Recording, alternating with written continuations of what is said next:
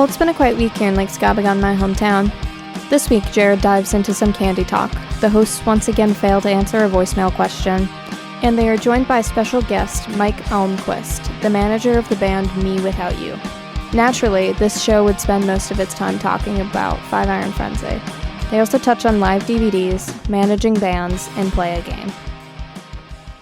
Guess who's back? Back again. I'm back too. That's all right. Woo. Back. Tell a friend. Guess who's back? Who's back? Guess who's back?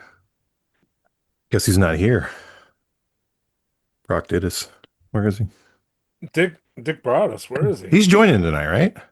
I believe so. Well, no need to argue or disagree. Can't stop listening to those either, can you? No, dude. Hey, welcome in, Brock. Hey, Brock. What's up, guys? Happy Failure Puddle Friday. I have an idea. You have an idea? I do. So I'm going to keep eating candy like the Mag Pod guys, Perfect. like I did last time, but I want you guys to pick for me.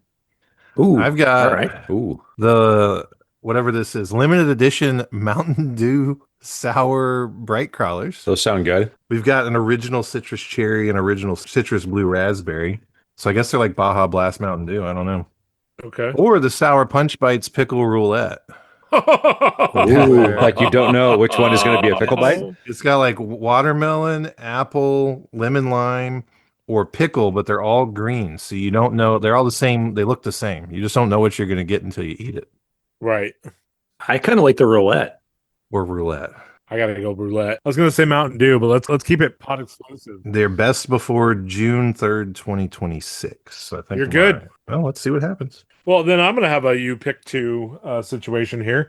I'm Okay. between either the Bardstown Bourbon Company Ooh, yeah. Classic. or the Knob Creek. Just regular 9? Well, this is the one that you guys got me. Yeah. No, that's good. but But the I think Bardstown is special. it is. It's special. It's very special. And nope, that's it. That's all I got underneath me. Or the Heaven Hill, but I had Heaven Hill last time, so I think I might have to go Bardstown this time. Pickle out of the gate. Hey. Very Pickle out of first the one. gate. Come on. Pretty tasty, actually. I'm going with Bardstown. Oh, That was a pretty good one. That's Oh, for you, boy. John. Respect that. And this cork pop brought to you and endeared to John Portson. That one's green apple. Hold on. Oh, 2 for 2. Nice. Still in the game That- tonight. That was the big pickle from Treehouse Ooh. Brewing. It's their New England gin. That's I- another pickle. 2 out of 3 now. I should look where my bottle of the big pickle went because I can't find it. Oh no. Yeah, well, we'll see. It's probably real close by. They brew and they distill? Yeah. I was unaware. I do. That's great. I think that was green apple again. I love Jared's in his own world, just eating the candy. Like we'll ask our guest More tonight pickle. a question. I'll just be like, "Oh, that one was watermelon." I have not yet had a watermelon. I'm 60% pickle. We all are. Am I right? Wow, that's you're batting what? Are you batting at all? If you're blessed. Oh, just you? Okay. Notice I didn't say just me. Mhm. Another one, which is also pickle. I think there's no roulette there. I think the roulette is if you get a watermelon. Apparently, those are hard to find. I think it's oops all pickle. Pickle's pretty good, though. I'd eat a whole bag of pickle of these. Am I right? Mm-hmm. That's not a pickle. Yo, I didn't see it on the side of this. On Might the be back of watermelon. this bottle. Yo, There's a nice design here. Well, that's cool.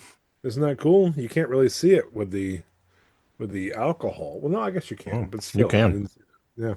Yeah. Abigail saw the candy and she wanted some, so I think she should play pickle roulette tomorrow. I think you're right. She's going to be more disappointed than me if she chooses picks the pickle. and that's what you'll be listening to in the pickup line. Mm. So true. Should we do a voicemail or two? Let's do it. Do we have time? We have 1 minute. Well, Let's do it. There's one that's kind of short. Okay. Got it. Let's go. Hey, Squids. It's Nathan Doolittle from Toledo, Ohio. Nathan. Long-time listener, first-time caller. Hey. Well, kind of first-time caller. But anyhow, so my question for you guys is, who is your favorite superhero and why? You guys have a good day. And if you're in Toledo, Ohio, hit me up. Talk to you later. Bye.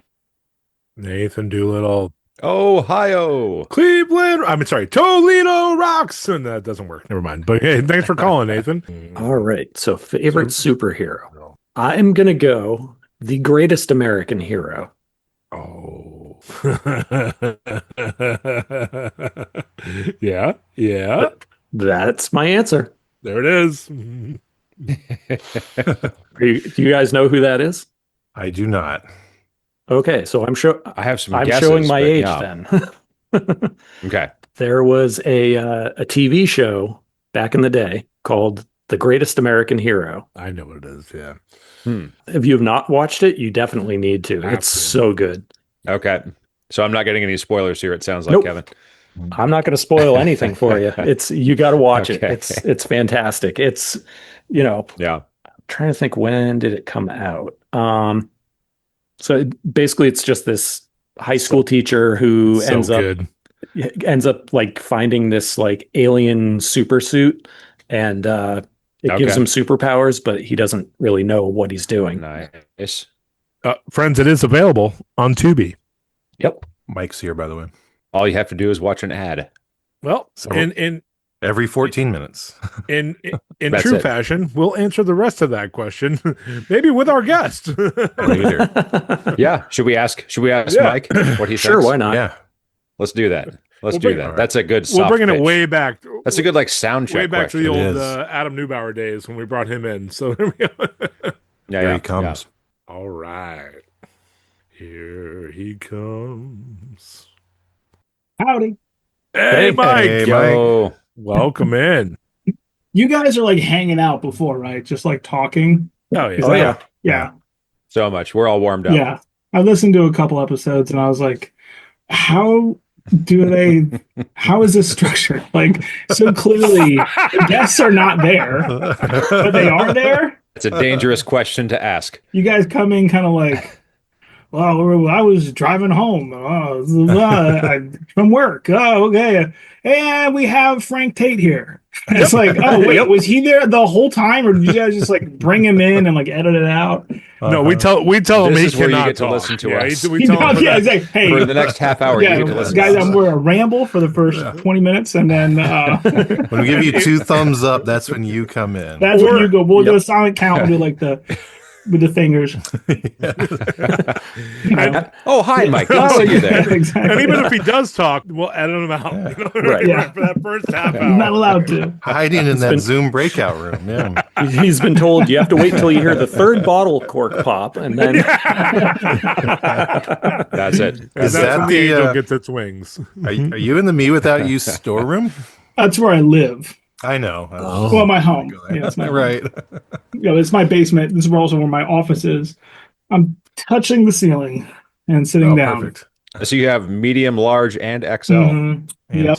Oh, and double X. You There we can't go. see over here. I mean, Yeah. the smalls are over there. The 2XLs are over there. All right. Well, I'll Five take There to we go. your left, Perfect. far left. Thank you so much. Okay. Far left. Yeah. Far left to 2x. This is great content for the audio only.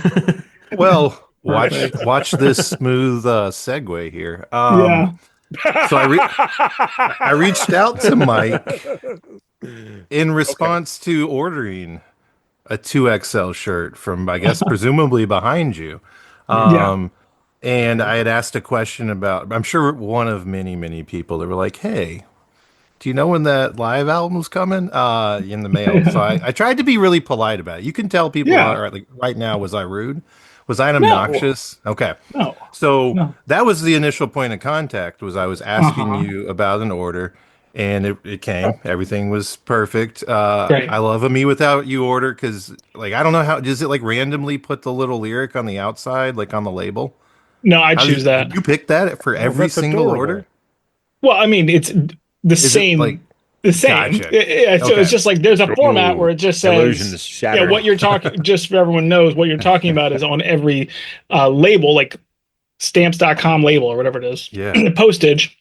It says your order at the bottom. It says your order number, and then underneath it, there's like a quote of some kind. yeah. And so this one says, the show continued on, raised from the dead. Wow. So I change it to whatever's it's cool, thematically though. appropriate. Yeah. He customized cool. it just for you, Jared. Just I know, Yeah. that's what I was like, gonna yours hope was the for. only one that was different. Well, I mean, in some respect, like that is kind of what I'm going for. I want you to feel like it's like just for Right. you in some way. Yeah. But Yeah. then I took advantage of that exchange because I had listened to you on the Us Without Them podcast. Mm-hmm. And so you were talking about Me Without You, of course, on there. But Yeah. Five Iron Frenzy came up as it often does on their podcast. Always does. Yeah. And you just offhand said something along the lines of, well, if you want to talk about Five Iron Frenzy, that's a whole nother podcast. So I seized the opportunity to say, well, I actually know of another podcast. Yeah. It's my that own you podcast. could come, you could come chat Yeah. about Five Iron Frenzy. So I'm sure we'll talk about Me Without You, but the hook, the request, the Yes. ask was to talk about Five Iron Frenzy. Yeah, which I'm more than happy to. Because it's one of those things where I don't get asked about it all that often. Yeah. But I'm always like, I mean, Five Iron was like a huge part of my life, and then like a footnote in my professional life, but a meaningful one. Yeah, so I'm very game to talk about with anybody who is interested. Well, welcome.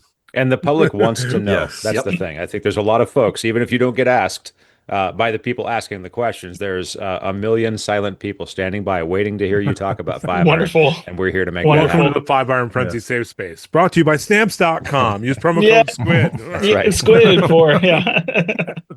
Hey guys, just apropos of nothing, had you ever been to pickles.com? No. No. No, I was curious what I might find. And Did you have safe search on? what would you or- guess? Yeah, it wasn't was Yeah. it No, goats? I was taking a risk. Speaking about the king of transitions, okay. Wait, hey, yeah, whoa. What was it? Was it Tub Girl?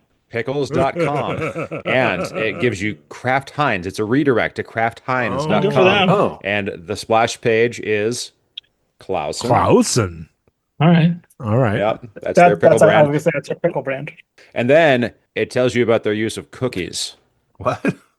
Yeah. Like, did you accept internet? all Yeah. or deny, or did you choose? I haven't done anything with the cookies yet. I'm gonna accept all cookies. I don't care what you do with them. Just track me across websites. I'd rather they Yeah, I don't need to deal give with me the pick and pickles instead, choosing of yeah. what cookies I'm. Oh, how are you gonna? Correct. I don't even know what cookies do. I mean, I guess they track data across websites. Good, fine. And how do those pickle cookies taste? Yeah. Well, Tangy? For is that related to Keebler? Does Keebler a Kraft Heinz brand? no idea. That's Nabisco, isn't it? I I forget. believe That's so. probably Yeah. right. Yeah. Yeah. It had the little triangle at the top. Now yeah. Mondelez. I Yeah. thought Heinz made their Yeah. own pickles. That's what my mom always bought growing up, were Heinz hamburger dill pickles. Yeah. I didn't know Clausen was their pickles too. Well, they probably bought them. They probably bought them later Well, on yeah. after we grew up. Yeah. Yeah.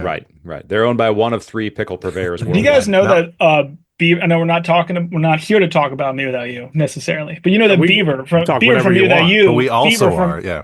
You guys familiar with Beaver's podcast? It's a Pickle Minute podcast. It's called the Pickle Minute Podcast. I am Really? not familiar with Yeah. this. No. Yeah, it's real This calls for goofy. a It's real network. goofy. You've It's listened really- to ours.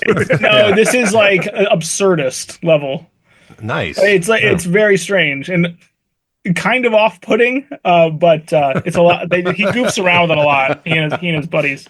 Still sounds like he fits. Yeah.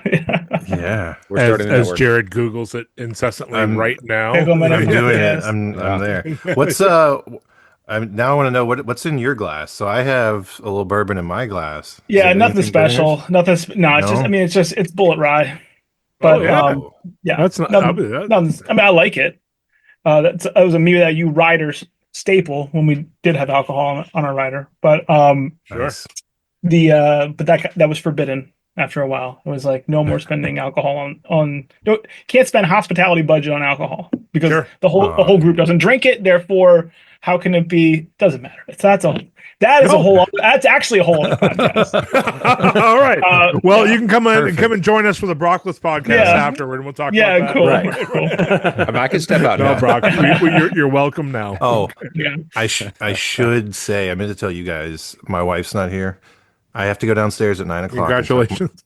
No, to tuck my not just tonight, Pete. At the moment, I have to go tuck Abigail in. I don't know at what that 9 was. o'clock. Okay. I've been specifically Okay. requested to do that, so I'm not All going to right. miss. No, that's hey, dad Bye. duty is the. I will is walk the- downstairs and come back up. Is it because don't of slouch. the question that was asked on the Lewis episode? I did play that for her, and you should have seen her face. Uh, so Louis T. Fabrizio, he's like asking questions. He's like, "And what's your favorite sexual position?" I did not answer, but Kevin Oh, made it okay. seem like I might have, and Okay. I played that bit for my wife because she doesn't listen to our podcast and, she was Anymore. like, "You did what?" I didn't get all the way through Lou's podcast. That sounds like a question he'd ask. Yeah. It was hilarious. Yeah. Yeah. Oh no, Jared, that's completely He's a fine. good friend, and he's a freaking wild dude. Oh yeah. Oh yeah. Wild dude. What a great time. We had Yeah. a great time with Lou. He moved us. That's right. That's right. Well, Brock, do you want to introduce who we have with us? Yes. Welcome, Mike Almquist, to A Pickle Home Companion. Mike has spent plenty of time managing bands, and we already referenced the connection to Me Without You, which most people know him for. What you don't know is that he's about to become the owner of pickles.com. And at that point, he will. Is this? Sorry, we didn't talk about this with you. No, I'm kidding. Welcome, Mike. Thank you for joining us. Hey, good to be here. Thanks for having me. How does the bidding happen with Clausen.com or Pickles.com? Well, first we have to sneak into their IT server room, Okay. preferably with a couple of large plastic bags. Easier done than said. Yeah. From what I've heard. Right, for sure. Right. It's pretty simple. You just know a back door and get on in. So we can talk about Five Iron Frenzy. You were your role, best as I understand it, manager, Yes. as well as involved or led the art direction for Yes. Engine of a Million Plots, right? Yeah. Was it that one? Yeah. Yes. For that Okay. record, their best record, by the way. That was also something I feel like we should discuss. What is the Yeah. best record? Yeah. Put a pin in that. Maybe I've shared this before on another podcast. I was Five Irons manager for a very brief period. I would say probably under a year. I think that was in, I don't even remember, 2013 to 2014. They had just done their Kickstarter. Well, they had done their Kickstarter in what year? 2012? What year was that? Yeah, it was 2012 because I remember Like November crying. 2012, right? I remember bawling that they were getting back together and so excited about the countdown. Yeah. Oh yeah. So they got back together. They did the Kickstarter thing in 2012, and it just blew the hell up. It was crazy. I mean, it's crazy that there was such demand for this band in no time. In no time. It's honestly crazy. I would say probably about 5-6 months later, I don't know if I was talking to Leonor on the phone, or if you texted me, but she was just saying something like, we need someone like you, basically. I was like, because I had just done a self-release with Me Without You with 10 stories. So that came out in 2012, and then the Five Iron thing after that. And so I was like, yeah, well, I mean, I know a little bit something about doing an independent release with a distributor and whatnot. And also just to give some history to like how I even know Five Iron is because I grew up listening to them. That's how I had a connection with Leonor. Actually, that doesn't make sense, does it? Just because I listen to them doesn't mean that I know them personally. So I mean, that's how it happened with us, so that makes sense. Yeah. So I went to Creation 97, maybe I was there.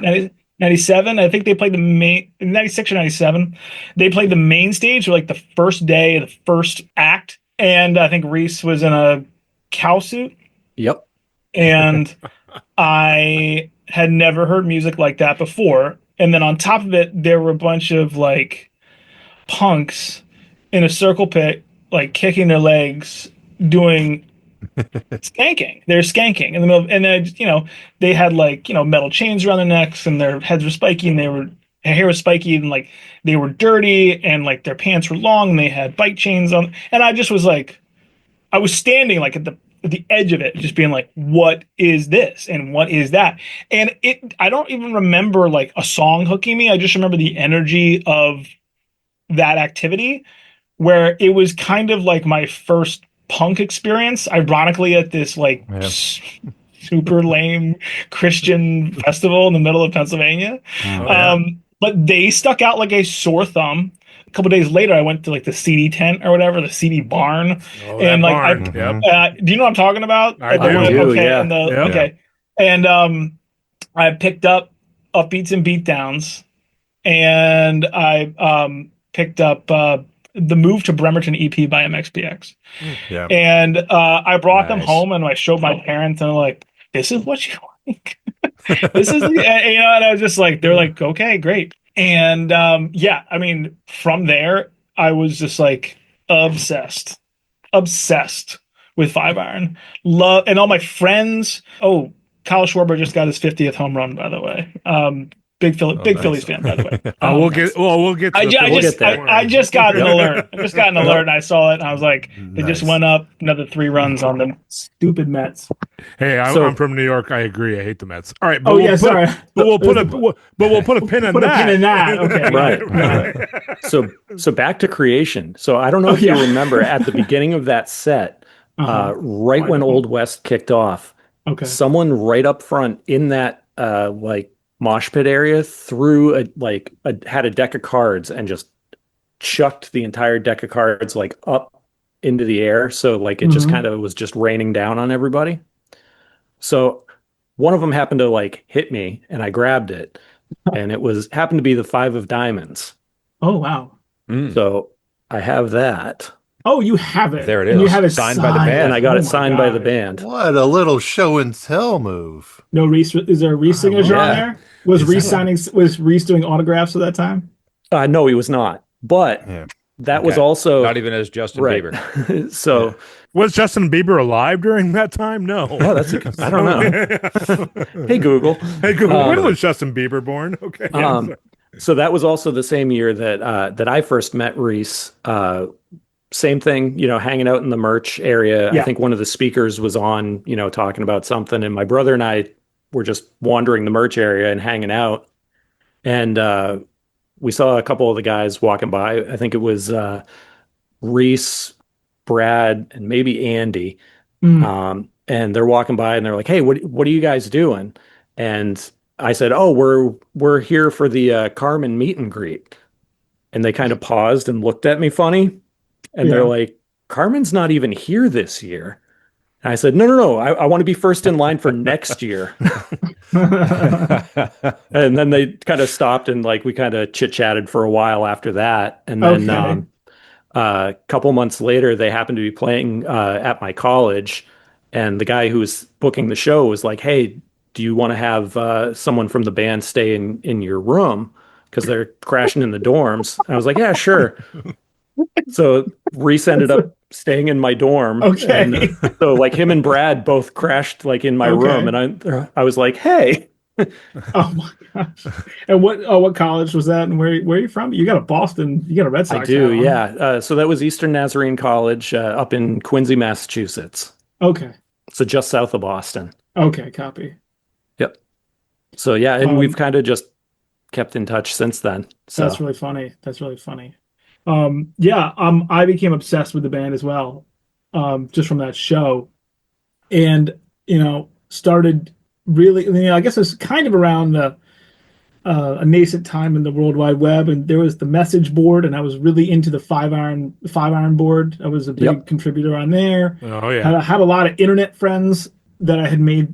Internet friends from the internet. Let's put Yep. that first. Yeah. Okay. Yep. That I had made on that forum that I still have today, actually. And yeah, I kind of like cut my teeth making my own like fan page. It was called the wannabe official Five Iron Frenzy fan page or something like that, or page. And I kind of like, like I said, cut my teeth on just web development and design and all just around this band. And I became friends with their webmaster, Peter Melby. I don't know if you guys know him at all, if that's a name that sticks out to any of you guys. He's thanked in like every Five Iron record. He's called the Boy Genius or whatever. Well, And, as a fellow Peter, yeah. I know his name only because he's a fellow Only because Peter. it's also Yeah. your name. So that I'm like, oh, another one. Oh yeah, another one. There are more. yeah, right. Another genius, Peter. Yeah. I'm getting so many Phillies notifications on my phone, and I'm trying my best to like ignore You're them good. right now. I have a group chat going off. We've got time for it though. Like, if you want to talk about it, Hey, if you want to talk about what's going I'm on. not watching the Yankee game right now. I don't mean to shame you, but all No, right. I'm also not, but I have the notification up. I'm like, I know it's 1-7. I understand. I understand. Kevin, are you watching the Yankees game right now? Oh God, no. Oh God, no. So, anyway, I became friends with Peter Melby online, and he was the web developer for Five Iron's website, and Nice. I just started like finding friends in that orbit, and it probably was a little kind of like, how can I get close to this band? I'll get close to their friends. You know what I mean? I get that. And so it's just like just to be closer to it. And I was a teenager. Maybe I was like 16 when that stuff started to happen. And then I entered a t-shirt contest for Five Iron, where they would just have people submit designs, and they would pick the winner, and then that winner would get like 4 tickets to Cornerstone 2002. And I won the contest on a nice. t-shirt design. They never printed it. Sweet. I don't care. Oh. I got the What does it look like? it is a picture. It's like, so it's kind of dark. But I took the mascot from Columbine High School, Okay. Oh yeah. Oh, yeah. which is like a patriot kind of looking guy, and I just Okay. took that image and I put Five Iron underneath it. It was on a blue t-shirt. I don't think I have the hard drive anymore, that I lost that file. And I also did a similar one where it was like it was sort of an outline of a drawing of that Crazy Horse monument. Mhm. Okay. This is for the day we killed, and then I said Five Iron Friends, and it had like this kind of like gradient on it. They never printed it. I don't care. But because what it did was it got me into Cornerstone for free. So I went with my friend Chauncey, who was friends with Five Iron, and my friend Sandrine, who was friends with Five Iron, and my friend Chris Kirscher from New Jersey, who was all these people were from the Five Iron message board. Sure. Okay. And so we get to Cornerstone, and of course I'm with friends of the band, and I find myself in their orbit, right? So I'm with them. We're backstage at the main stage, or we're on the bus, or at the merch table. I kind of find myself around these people. Sure. And one of our plans was, one of my plans, our plan, I don't even know whose idea it was, but we were going to film the show. Because Chris Kirscher had been doing a lot of like board.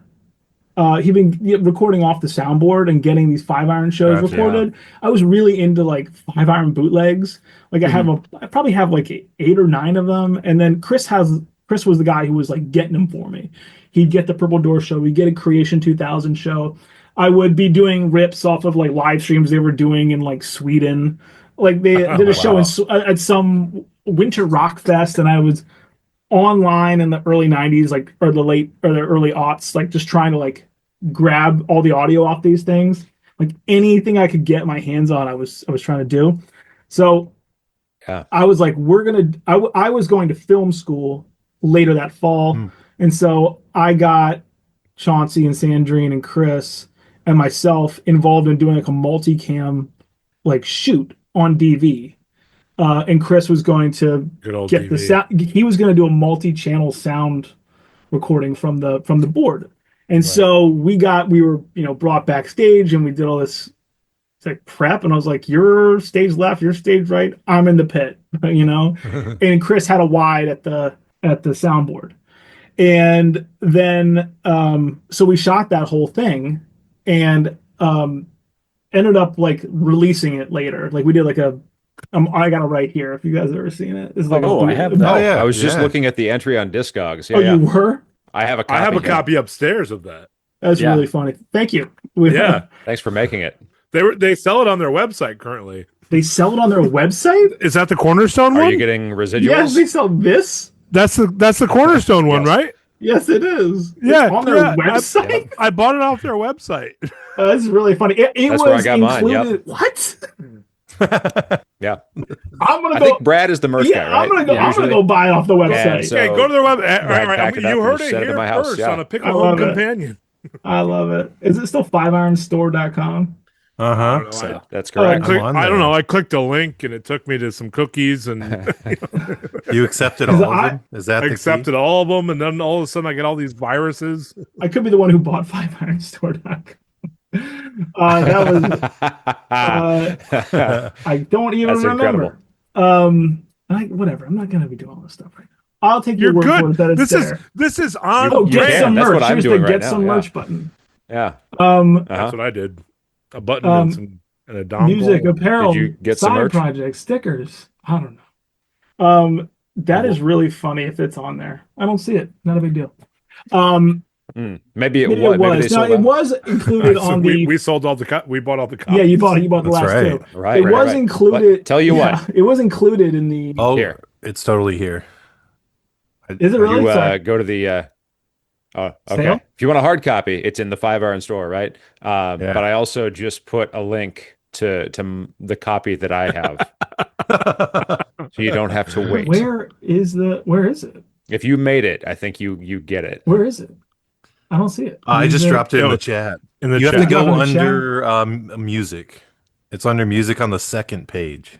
Music on the second page. This is one of the Yeah, you things that gotta I hate pagination. Oh my good Yeah. God.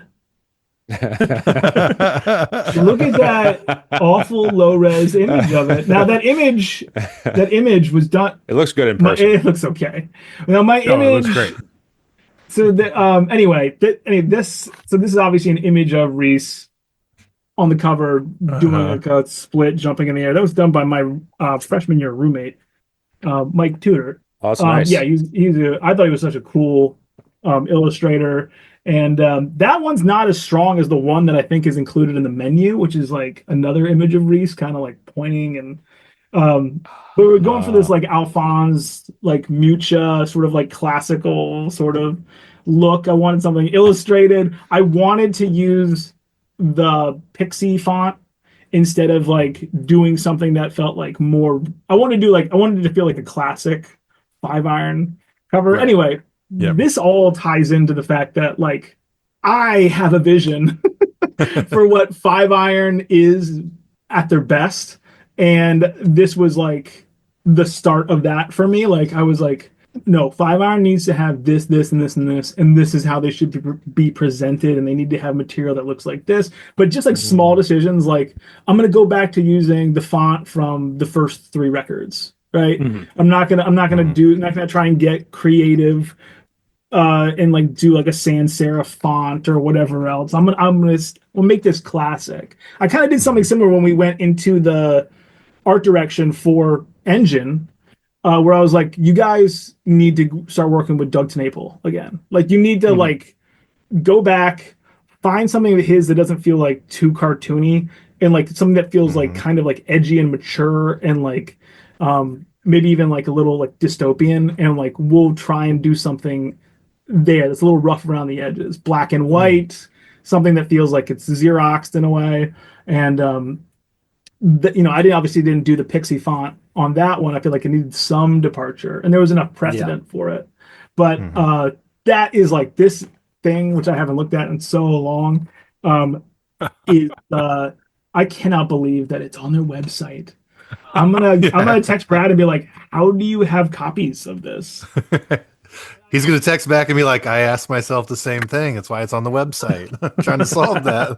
If you could text him right now and see if he gets back to you, that'd be perfect. No, I will actually. Because I've had mine for forever, and Yeah, I mean, I it's definitely 22 years old. And Yeah. I realized that I thought I had a copy, but I know I had a copy and I lent it out, and I can't find it. So I definitely bought it again because I saw. I it on the definitely, website. yeah. See, I didn't get mine from them, so I have no idea. Like, I don't know how I got mine either. Actually, before this. Oh,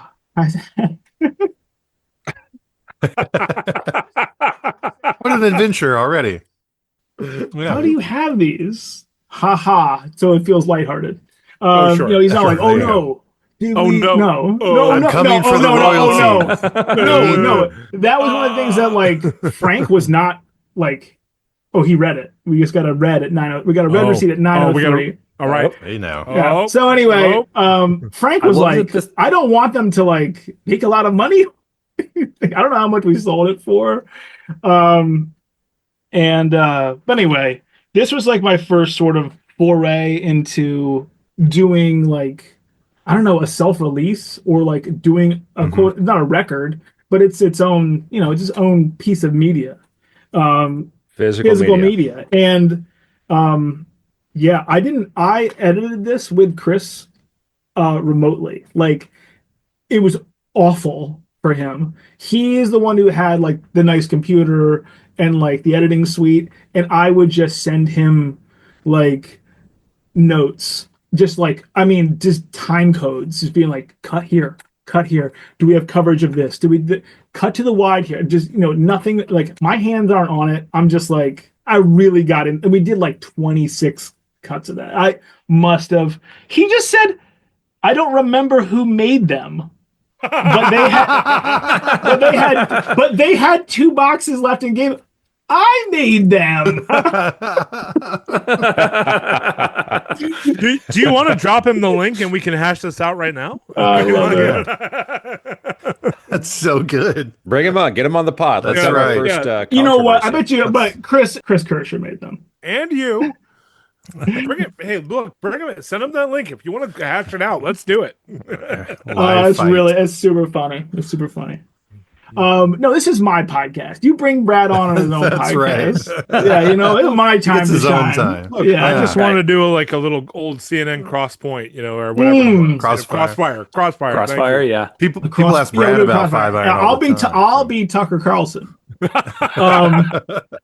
Anyway, back to you. All right. Yeah. So we'll just ask you all the 5 iron questions. We get Brad on. We only ask him about me without you. That's right. Is that how Crossfire worked?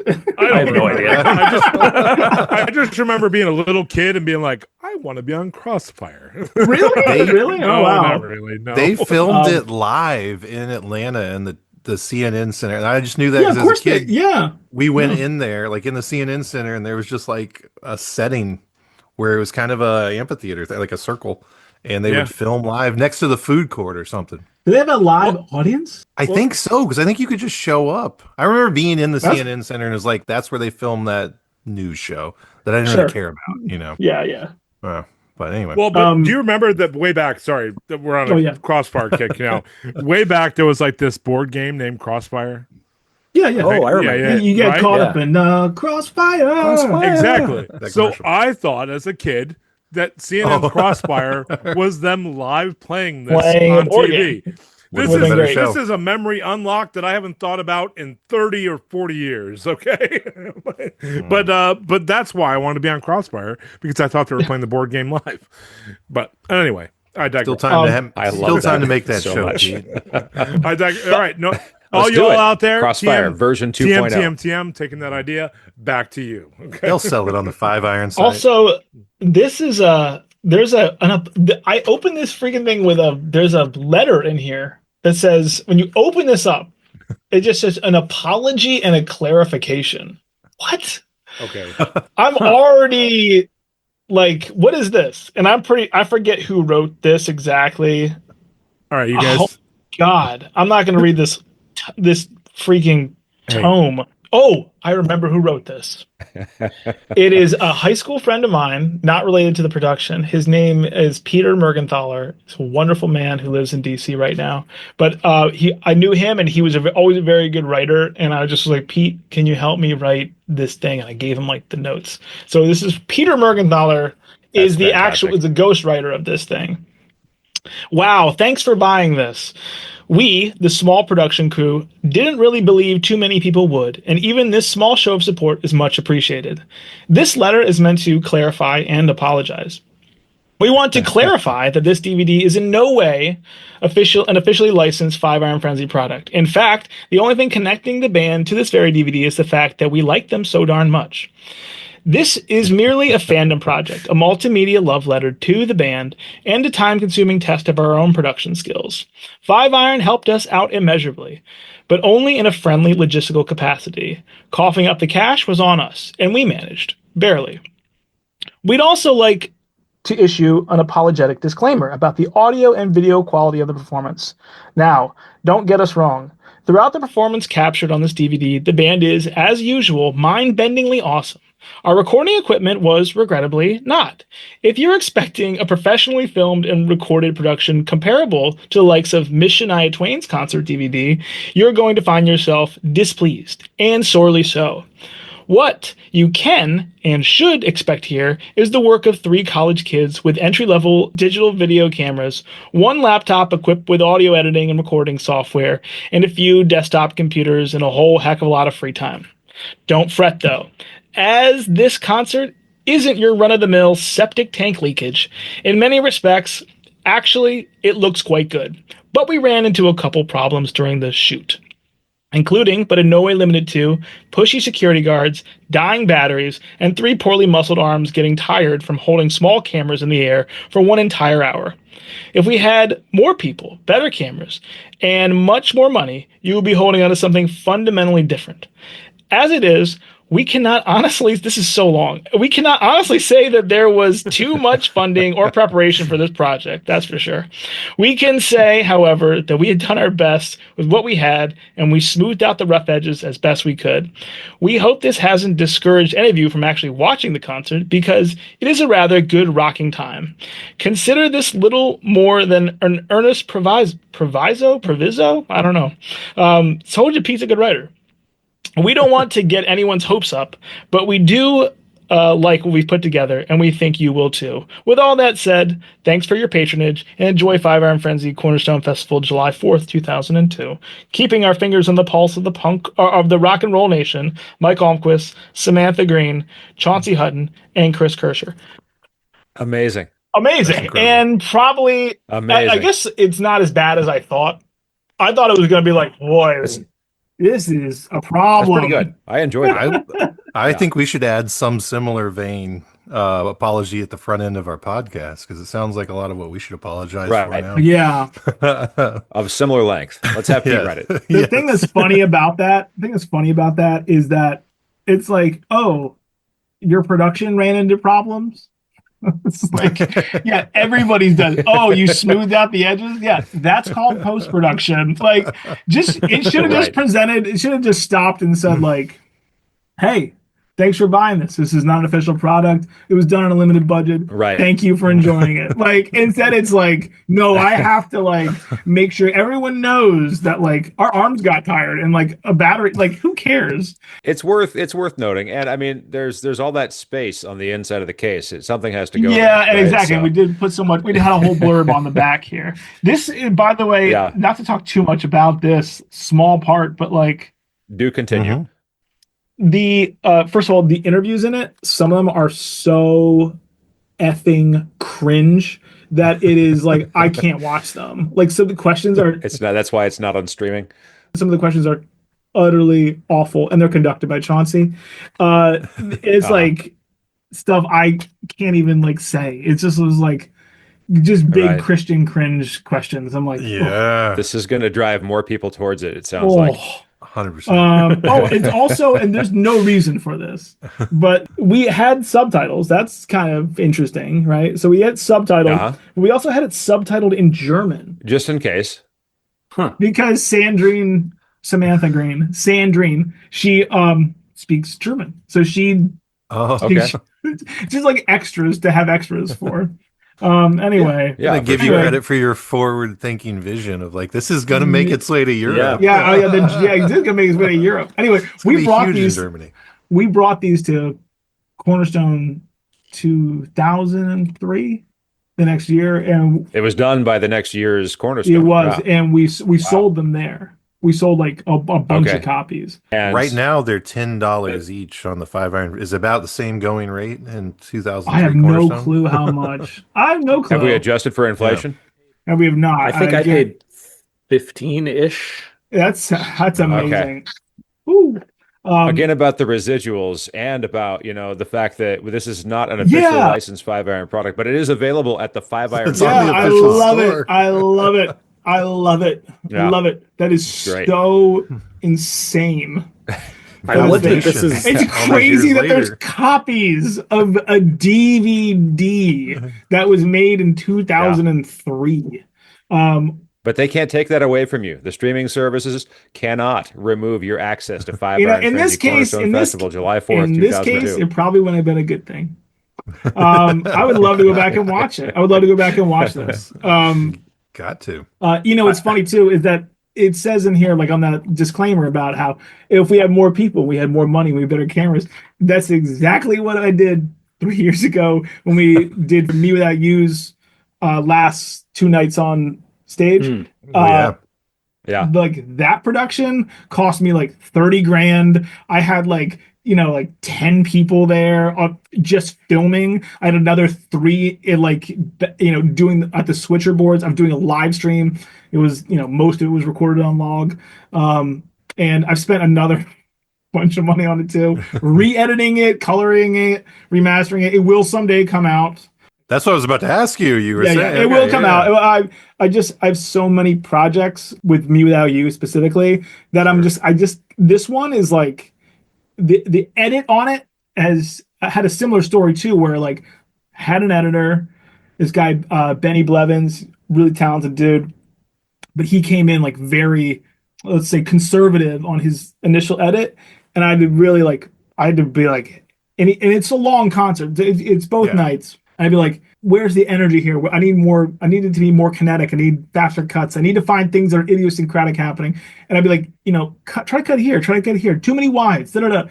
And I'm doing the exact same thing I did with Chris like 20 years ago, where I'm just like sending him all these like time code stuff. And now I'm doing it on a website as opposed to like an email. It's how we do it again. Yeah. Yes. And so eventually we got in the same room together like several times and really hashed out what it should look like. And I literally got my hands on there because I have like a film background. And so we really got into a place where like the last shows rip. They're so good. The only thing, and I'm already going to do a clarification and apology on this one, is that I don't have enough shots of the crowd. I don't have enough wides that focus on it. I have wides, lots of wides. Yeah, I needed cameras like in the balcony looking at the crowd with the stage in frame, because that's a whole other sort of image to take in. Like the way the crowd swells, the way people are like riding on top of it, like it's a whole different scope and scale that you want to see. Like I don't have those shots, and that's the only thing that's missing from it. But it's all like the shots that are happening up front. I'm just like, man, it looks so freaking good. So like I'm interested to see the other side of this 5-iron DVD where I go, oh, here I am now with a bunch of money, a bunch of like talented people, great cameras, and like a full makeover, like a really like a truly multi-tracked, and like you get room tone. It's professionally mastered, professionally colored. Like it's gonna look great. So I appreciate the live streams because I bought both nights and watched them, and then watched there were replays for a little bit, right? I know it's replays for a very long time. There were replays for a very long time for a good reason. Well, I've tried to get those taken down off of YouTube, and I'm usually not like that. Viewer, sorry. I got it. Now I really got to take it down. Yeah. I was hoping it would just fall into the background for people. What we'll present is gonna be better than much. It's gonna be a different edit, I will buy whatever quality. you put out there. The YouTube is like, that's what gets the job done for now. But when the good stuff comes out, like the official thing, I will buy that in a heartbeat. Yeah, for sure. And Jared and fans like him are the ones that help you print money. We're here for you in Thank that you. regard. I appreciate it. Yeah. One of the many services we offer. So anyway, big fans of physical media, that's for sure. Cool. That's very cool. So anyway, just to get off this stupid DVD, that is sort of my moment where I was like, okay, these guys, I now have a relationship with 5-iron at this point. Yeah. I'm backstage. I filmed them. We've hung out. They know my name. I won the T-shirt contest. In fact, Keith referenced me to me, not knowing it was me, being like, "Oh yeah, I think this guy Mike Almquist won the." I was like, "Yeah, that's me. I won the T-shirt contest. These are my guests that you're currently talking to." And so I forget. I think I became like pretty good friends with Brad. And yeah, I just kind of found myself backstage at the merch table I would do like interviews after shows. Like I would hang out after shows and I'd have like a mini disc recorder and like a XLR or something like that. And just like a SM50. And I'd just like do like an interview with the band. I don't know why. Like I think I was kind of doing this thing where I was like, I want to record the show from the soundboard and then I want to have an interview portion afterwards. And this is going to be like a whole thing. I did that a couple times. Kind of the after the analysis of the show. Yeah, or just like ask questions and really just questions I want to know. Yeah. Like, what are you excited about for your new record? Like, is this that, are you ever going to release? I don't even know what a question. Like, I had a question about you guys familiar with the term wield the chalice? This was like a thing. This was it's like, a cool it's saying. a cool saying. What does this I don't mean? know. I don't know. It was like a thing that like, Are you going to wield the chalice? Is that what you would say? this is like a thing that Five Iron would say about wield the chalice was like maybe a working title for Electric Boogaloo, or it was a joke of some kind, that they were going to put out a 7-inch called Wield the Chalice or whatever. So I'd ask questions like that, like, I've heard this thing, like, what about this thing, And I'm not doing this for any publication. I'm literally just a fan who hung around backstage. You're an independent journalist. And now you're just like answering questions into a microphone from me. I never distributed it. I never it was just for me. And I have that stuff. Well, do we get to hear it? Are we publishing this at some point? I'm not set up to do that, but yeah, I can probably. Is there going to be if you're interested in it, may as well find its hands in. We could start our own streaming service. Yeah. We could set up like a subscription, and you could listen to all. Great. Of Mike's interviews. The subscription only lasts 4 months because that's all the content I can possibly give. Yep. But there's a paywall. That's the important part. We haven't outgrown wanting this stuff about Five Iron, so yeah, that's interesting. So I guess the thing is that I thought I was doing my best to sort of make myself around the band, be known by the band, and yeah, it worked. I guess actually became really friendly with a bunch of the guys, and then when it came time for them to put out their comeback record, Engine, which was untitled at the time, I was brought on board to be their manager. And I came up to New York when they were recording at Dennis's place and had a meeting there. And, that was super exciting. But there was like a little bit of attention too, because I was publicly critical of the Roper album. Because I didn't like it. It's not Five Iron. Oh, no. And I don't want to get in more trouble here because Reese confronted me about it and was just like, I don't know if I want to work with you because of what you said about the Roper album. Wow. And I had to say, listen, I'm sorry. I was a college student, an art student, and critique was part of what we did there. And I'm sorry. Part of your education. It's what you're trained to do. I'm sorry if I mouthed off and thought that I was too cool, and then if that hurt your feelings. He's, because there's I thought we were friends, but here you are on a message board, talking shit on this record I made. And so, I apologized and, it didn't take much. It was just he had to say it. I had to apologize. I had to be, contrite about it. We moved on from that. Right. But I'm also finding myself. Let the steam out of the kettle. Yeah. But I don't care for the record. It doesn't change the way you feel about it artistically, right? Doesn't change the way I feel about it. Yeah. It was disheartening for me, I think, when that Roper record came out, because it felt like, oh no, I'm never getting Five Iron back. This is post Five Iron, right? I'm like, oh, this is the nail. This feels like whatever this is not what I loved about that. Yeah, Five Iron feels like the sum of its parts in that respect. And so I feel like that disappointment came out in this sort of needing to sort of posture and be whatever, to prove myself as being more intelligent than the artist. What do I do? I'm just posting on a message board. Right. I'm just sounding off. But I'm also I'm probably, I don't know how much younger I am than those guys. I'm probably at least 15 years younger than Reese. No, Reese, I'm probably 10 years younger than Reese. Yeah, sounds about right. 10, 11 years. He's 50-ish, right? Now? He's 50-ish. I'm 41. I think so, yeah, right? yeah. I remember because he was 29 in 2002 and I was 18. Right? which is a much bigger gap than 41 and 50. The math works out. You know, Yeah. like just like life wise. Yeah. Yeah. Feels way So, older. Yes, for sure. Yeah, when you're that age. Yeah. At this point, we're basically peers. Totally. Right. Totally. But Right. but you know, this is like I'm going up to New York. I'm in a recording studio, like in Manhattan. I'm with my favorite childhood band. My girlfriend, now wife, is there with me. And I've got a contract in hand, a contract I wrote, multi-page, about what the scope of my work is and like all this, you know, what my percentage is gonna be and yada yada yada. And then focus on that. Everyone agrees to these terms. Okay, here are my ideas. Here's what I want to do. Everyone seemed like really pumped about it. The nice thing about that time is that I don't know why, but they really listened to me. They really listened to me. They were like, we hired this guy, you know, he's a part of our team, and now we're going to like do what he thinks is best. Like conversations can be had, but like they're just kind of like, oh, this is Mike's idea. Oh, it kind of sounds cool. Okay, give him the reins. So like art direction, sequencing, how I wanted to present the band. And that goes back to this thing where I'm talking about, I'm going to use the Pixie font on the DVD cover. Like, I'm going to use Doug TenNapel. The record is going to start off with this song. It's going to end with this song. These are the songs that shouldn't be on the album.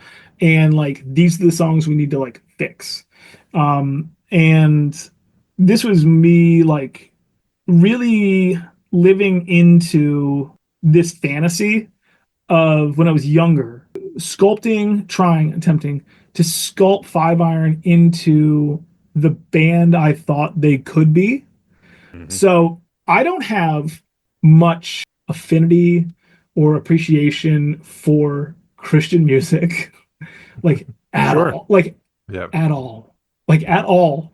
Like it's a pretty big mess, isn't it? It's just weird, and I don't find it generally all that interesting. Like I listened to the Masaki episode, and like the band that stuck out to me was like Fold Zandura. I was like, Fold Zandura. Mm-hmm. It's like, I don't know this band. Yeah. Like I remember Dime Store Prophets. Like that band never did anything for me. Like all these different things, they never hit me ever. They just MXPX did. Like Five Iron definitely did. Right. But like I tried with other things, like the W's caught me for a couple things, and I like that. Reliant K was a band that had a really cool pop sensibility. But anything that felt like really like hemmed in to be like, this is quote unquote Christian music, it just almost did nothing for me. And none of my friends listened to Christian music. Not none of them, but most of them like didn't listen to Christian music from that era. And that was like and that's a pretty big influence, right? What do you mean? Oh, your friends? Just in terms like your friends, what your friends are into. If your friends are not into Christian music, you're probably not going to give it a lot of time either. Unless you happen to be like somebody who really already likes it a lot. Yeah. I can remember the terminology of like general market being something that people like that general market? You mean the market? You mean the market? You mean like music? Where everyone else is? It's like you mean where like 90%, 99% of people are the general market? It's like so not CCR. The main room. Yeah. But that like idea of like Five Iron being this crossover thing was like they need to be like the MXPX, where it's like you don't necessarily know these guys are so like overtly like Christian or have this big sort of faith slant to them, because all that is being not very nuanced, not terribly interesting, a little preachy, kind of lame. And I was a Christian, like I was a youth group kid. And so I was always like, I want Five Iron to be bigger than that. I want Less Than Jake to think Five Iron is cool. Like I want the RX Bandits to think Five Iron is cool, because I also think those bands are cool. And I think Five Iron is better than those bands. And so like they should be able to not feel like they need to cater to Christian bookstores. Like that is where I bought music as a child, and I'm not trying to like knock it for any of you guys. If you guys have fond memories of anything, it is just, and I don't have unfond memories, so I don't have bad experiences at these places, but I'm like, it is so inverse to like the music the music experience. Am I a bookstore? Right. A Christian bookstore. Like we're just, it's very strange to me. So like, and it feels, it always felt too safe. And so I wanted Five Iron in this new era to be like, we are not a Christian band and we are not a ska band, which is foolish on some level, right? Very hopeful in some other way where it's like, no, this band can be recognized as greater than the box that they've put themselves in, right? And they were put in the box by Frank, by themselves. Like, they made their, they made their money. Frank made his money, and the band became incredibly successful because of him and the demographic that they were appealing to. So like they went where the money was, right? And I don't mean that like cynically. I mean they did what they thought was the best thing, and yeah, it worked out for them because they had this whole career because of it. So I'm not saying they should have ignored that part of it. And I think similarly, I think about this too. This is one of the things I also love about Me Without You. Me Without You comes from this similar tradition of sort of like post-punk, punk, but like it's like faith-based ish, but it's like, is it Christian? Is it not Christian? Oh, it can live in both worlds. Like the difference is that Five Iron was like, yes, we want to be in the Christian world, and Me Without You was like, what is Christian music? Let us out. I know, I'm not Right. interested. I'm not interested, but we're here, I guess. So like, we're not going to ignore that part of our fan base, but we're also not going to like cater to it. And so there was never like, even though they, Me Without You early on played, well, churches, because that's just where you can have DIY shows, but like Eastern College and, they were wrapped up in the whole tooth and nail thing too. So Purple Door. but Five Iron and Frank Tate's, and I don't really know. I really don't even know Frank. I've only had like maybe a couple of exchanges with him. A super nice guy, very smart guy. Made a hell of a lot more money than I did, and has done way bigger things than I have ever done. So this is not a discredit to him, but our sensibilities are different, and it could be the time and place of it too. And this is, again, I don't mean to assume too much about such a wonderful and influential man like Frank Tate, but like it always felt to me like there was this sort of like sheen of like, well, this is like mainstream Christian music, and this is sort of where we live, and this is the safe space for this, and this is what we want. We want Christian music to be its own mainstream thing within the general market, right? And I say no to any of that. I was like, don't try to bring the Christian market into the general market. Just be yourself, and just don't beat people over the head. Like U2 is like a good example of that. Like a band who is like, Bono is like deeply faith-based. A lot, like every lyric is about God or a woman as God or whatever the heck it's going to be. Like he is like so overt, but he's never like, we got to play churches. They weren't like, we just can only play churches. So I feel like And they've done okay. they've done fantastic. Yeah, I mean, they made a name for themselves, I guess. Yeah. So I guess I feel like to say like the time and place when Five Iron came up made it so that this was so clearly where the demographic was and what Frank wanted to do and where like the energy was for like young Christians at that time to be moving into these spaces. I mean, I could be wrong, but like, is there anything even remotely close to what occurred in the late 90s, in the early aughts with punk and emo or rock music in general with Christian music? No. Like, it's just a time and a place. And so 100%. I appreciate sort of like podcasts like this or like the other one, Church Jams Now. I can't stand that name. Great name, right? Great name. Oh, God. So, wonderful guys, terrible name. So, but just to interrupt you for a second. Yeah, hit it up, Jared. Where does the name of Pickle Home Companion rank on the scale compared to Church Jams Now? At least it's absurd and it's funny. And if you want to say it's better so that we can tell it's better. It's a better name.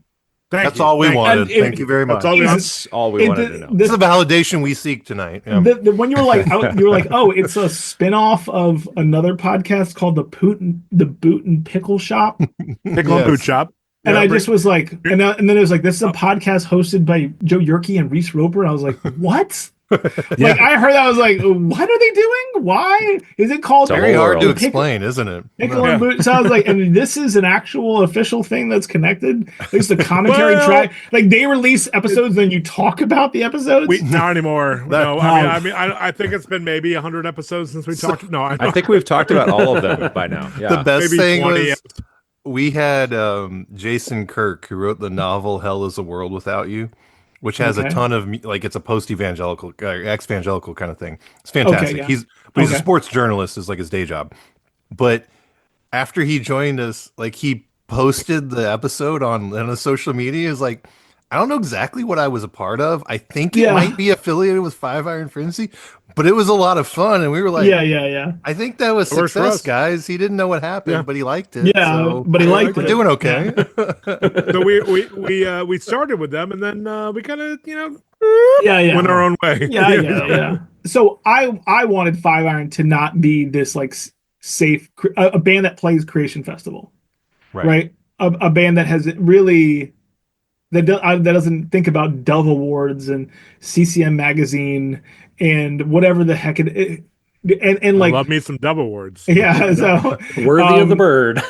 so I wanted them to be a band that had a bigger reach and didn't feel like they needed to play to this one thing.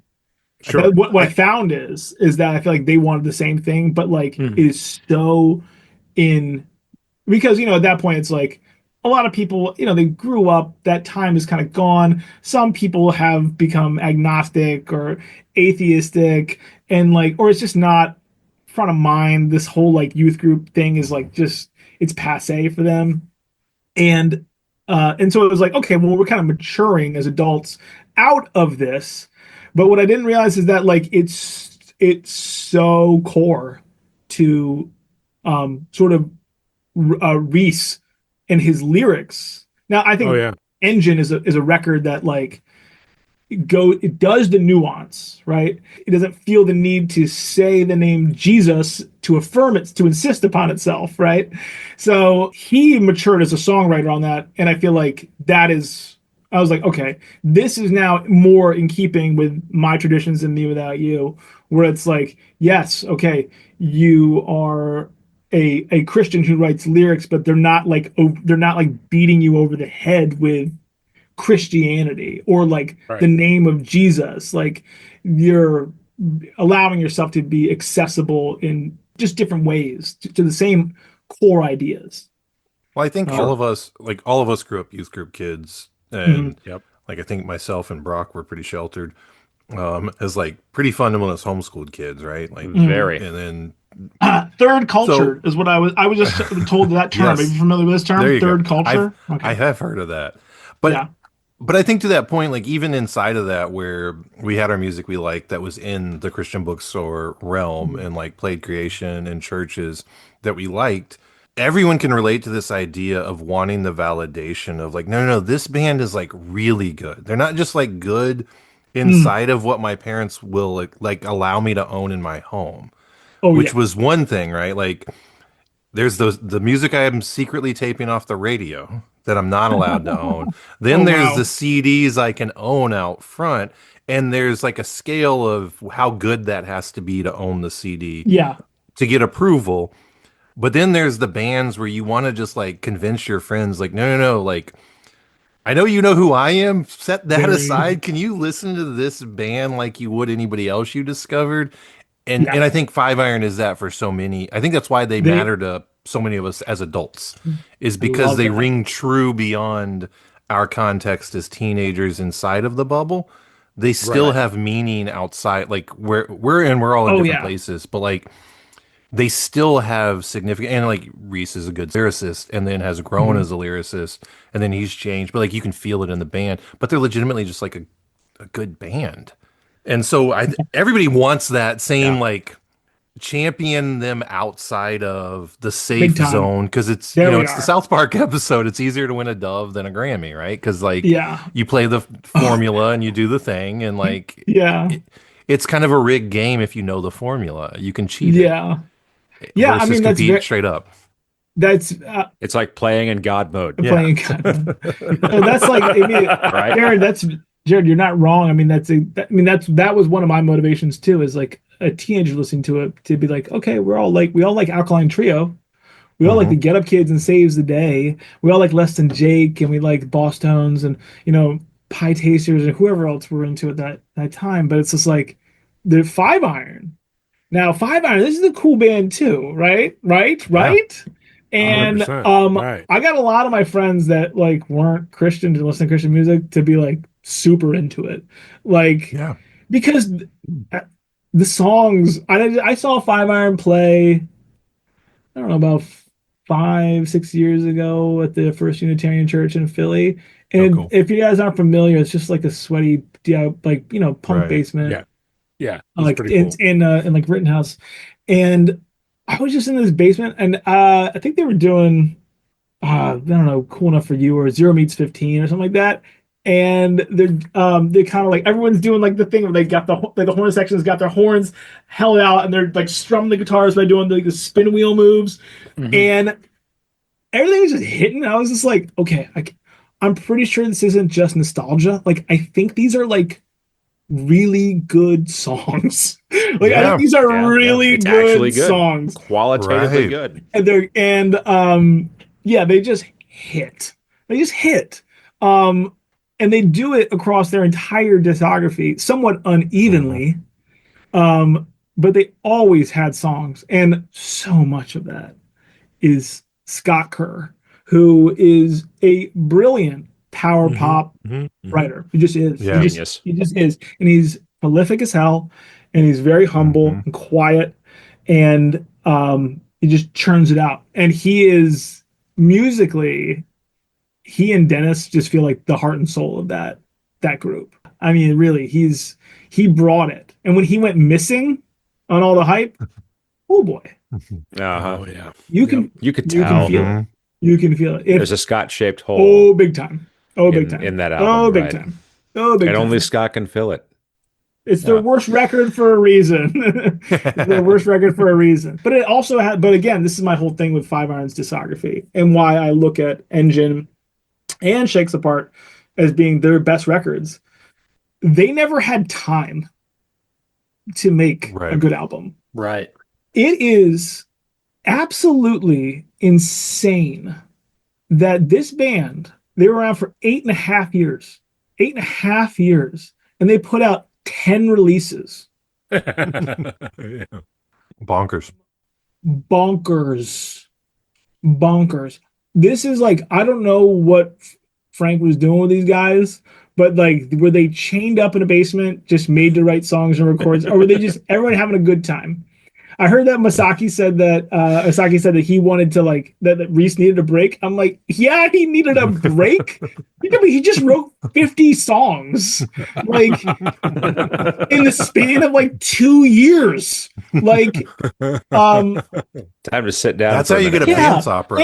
And constant, exactly. And that's how and he constantly recording, and then back on tour. I saw the band twice every year.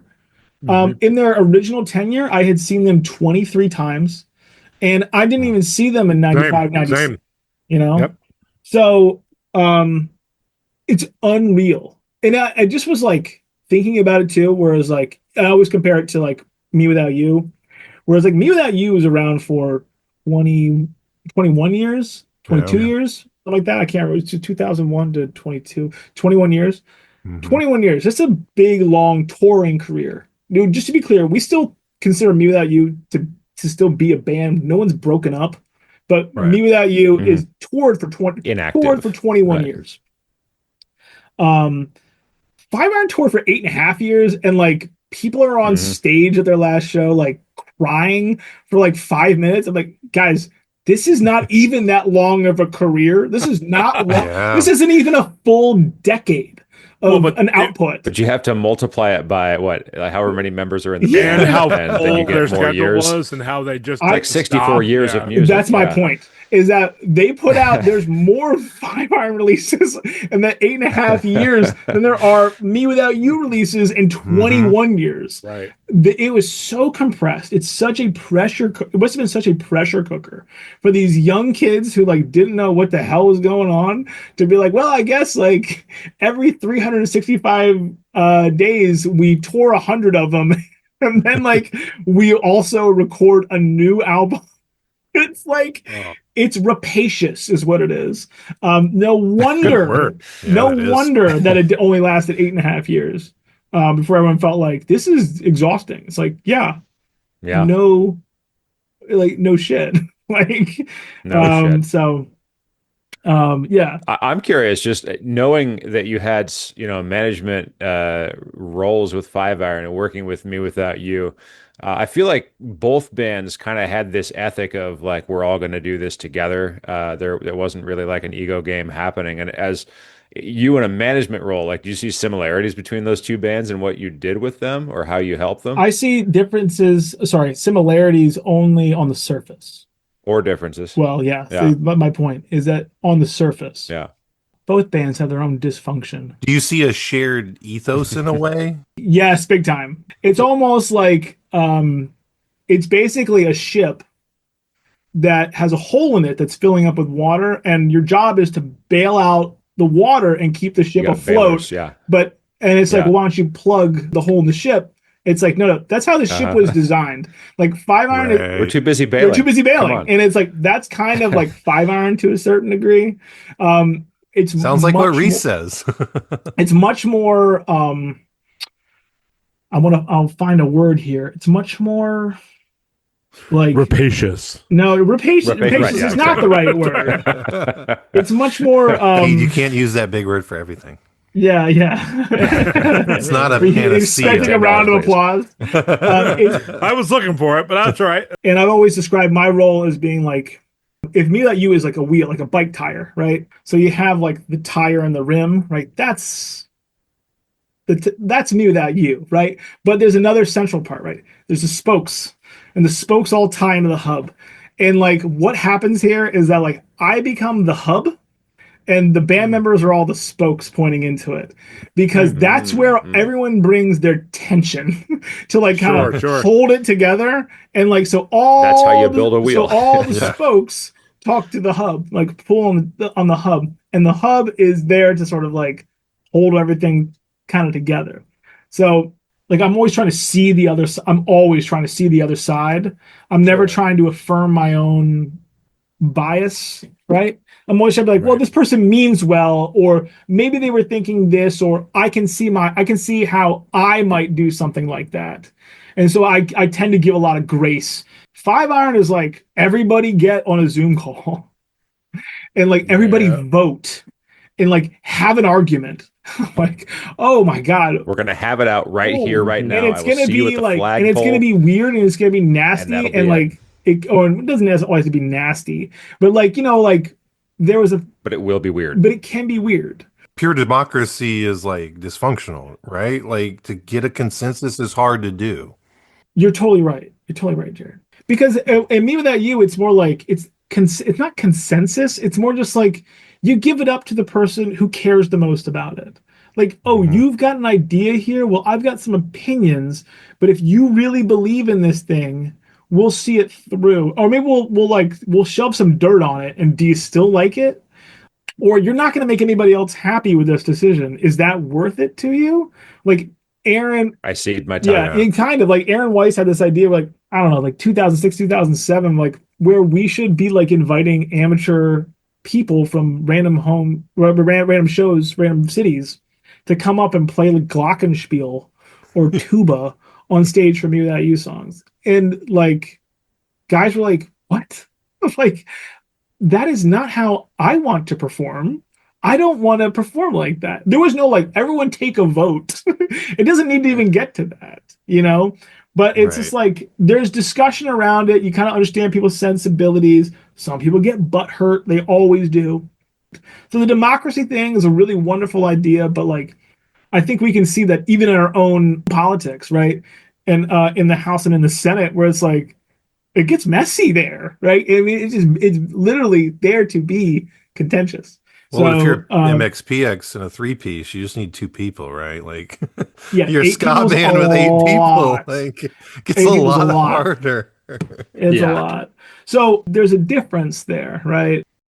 Like Aaron will let you know when he's unhappy. There's when Aaron wants to get into an argument, it ain't no winning.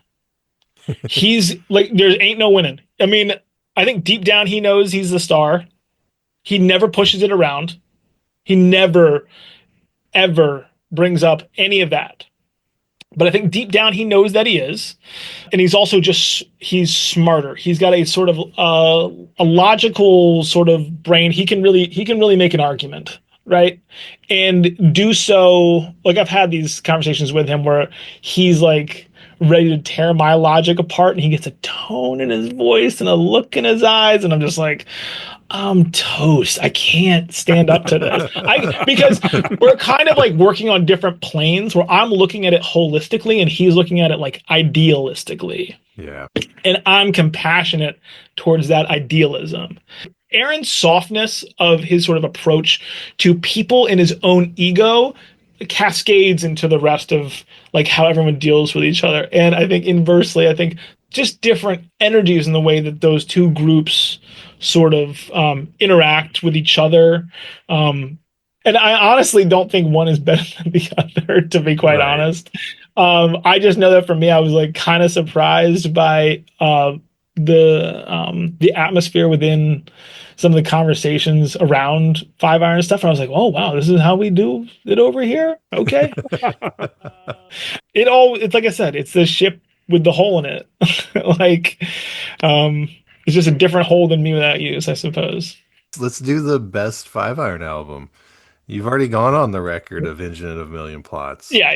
Do you want to say So, why? And then everyone else can say theirs. That'd be fun. well, the last, I mean, it's up in the air depending on your taste. For me, it's Engine because, well, Engine. I mean, I'm a little biased because Engine is a record that I had that had almost all the input into in terms of how it was structured, in terms of flow and its art direction. So it appeals to all of my senses because I designed it that way.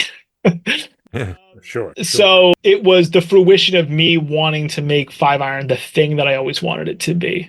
I like it because the songwriting is stronger, it's more consistent. The sort of messages I think are clearer and less over the head. And I think that just like in terms of like their first phase, like the first how 8 records or 7 records, how many it was, they're really just like they're very hodgepodgey. They have ebbs and flows to them. There's not a single Five Iron record outside of The End Is Near, and I'll get to that in a second, that has like a consistency to it where it's like every song kind of rips. Like you're gonna get, I don't know how you guys feel about like Second Season isn't a great song to me, or it's you kind of like find yourself in these like weird places in a Five Iron record where you're like, It's it loungy. feels like it feels like it falls off. Like you get to Hurricanes, and you're like, what the hell's Hurricane? Here's but it's not just one. It's like they're like spring. Here's the outlier. Yeah, here's one of the outliers, right? Here's one of the points of divergence. Exactly. And Engine is the first record that feels like this is a record that had time put into it. It was thoughtful. It was thoughtful. For the first time, Five Iron felt like we're making a record. We're not just sort of like collecting songs and putting them out because these are the songs we wrote in the past 4 months. The strength of it is there because of it, I think. I think Blizzards and Bygones is the perfect album closer. I think so much of Five Iron's early tendencies were to sort of be optimistic and revel in their hopefulness of salvation or from Christ or however they sort of wanted to wrap it up. And like Blizzards and Bygones is a song of doubt and questioning that I think is infinitely more The question is always more interesting than the answer. And that being like the cornerstone of it. And I like fought for that, by the way. Like, that was like, this needs to be the last song on the record. Like, the way that it just kind of like drifts off and it finds itself into like, it kind of goes into this sort of like washy, like shoegazy kind of thing at the end. I was like, this is the thing that, like, first of all, where like it sounds to me like most of you guys are at, and it sounds to me probably where most of your demographic is at, and also just like in general, it is just, this is the more interesting thing. I can't remember what they wanted to end with. I know some people wanted to end with Against the Sea of Troubles, which to me I was all like, that's the opener. How is that not the opener? Like, how that's the vibey sort of like, you kind of like bring it in and like charge it up, and then we go into like the big pop stuff. Anyway, yeah, Engine of a Million Plots, for my money, is the best 5-iron record. And yeah, a close second being Until This Shakes Apart. I don't even know what to even begin to tell you. And The End Is Near. The End Is Near is only good because of how consistent the songwriting is. However, The End Is Near has a problem because it's just self-referential. Like, lyrically, it's just self-referential to the band is ending, or we did this thing. And again, that goes back to like, it's only been 8 years. It's only been 8 years. What are you talking about? Like, you haven't even gotten to a decade of being in this band yet, and we're like nostalgic. Right. It feels crazy to me. It feels crazy to me in high. But at the time, I was like, oh my God, yeah, can you 8 years? 8 years. So it would be The End Is Near. But again, too self-referential to be like classic. Electric Boogaloo, too polished.